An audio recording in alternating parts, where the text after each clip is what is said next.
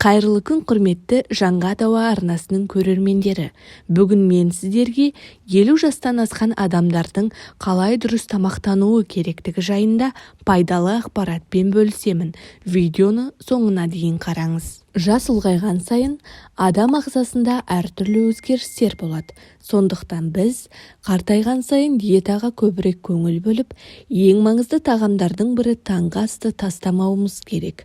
Таңғы ас метаболизм процестерін жақсартып, денеге күні бойы қажетті энергияны қалыптастырады. Таңғы асқа көбіне жеңіл әрі тез дайындалатын тамақ жеген дұрыс. Ал оның ең таптырмасы жұмыртқа. Ғалымдар жұмыртқаның пайдасы туралы көп айтады. Соның ішінен бірер қызықты деректі өздеріңізбен бөлісе кетейін. Жұмыртқаның құнарлы екені бәріне белгілі.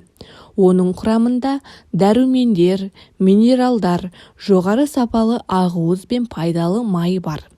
Бір жұмыртқаның өзінен А, В2, В5, В12 және селен дәруменін табуға болады.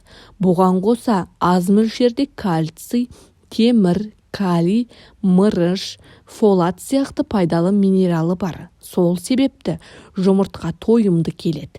Ірі жұмыртқа 77 калория, 6 грамм ақуыз және 5 грамм пайдалы көмірсудан тұрады. Жұмыртқа ақуызға бай.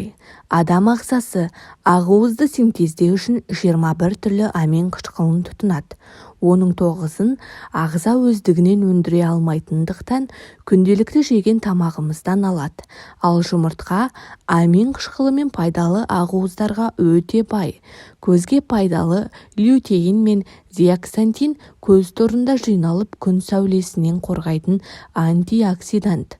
Осының арқасында көз аурулары асқынбай, сарыдақ нашарламайды. Сонымен қатар салмақ тастауға да көмектеседі. Жұмыртқаның құрамында ақуыз бен май көп болғанымен көмірсу өте аз. Сондықтан жұмыртқа тойымды келеді.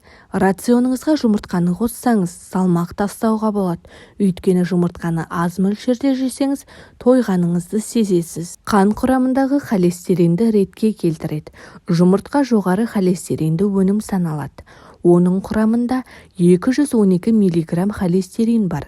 Бірақ бұған қарамастан, жұмыртқаны тұрақты пайдалану қан құрамындағы холестериннің артуына түрткі болмайды. Холестерин артерияда жиналып, қышқылданғандықтан ағзаға зиянын келтіреді.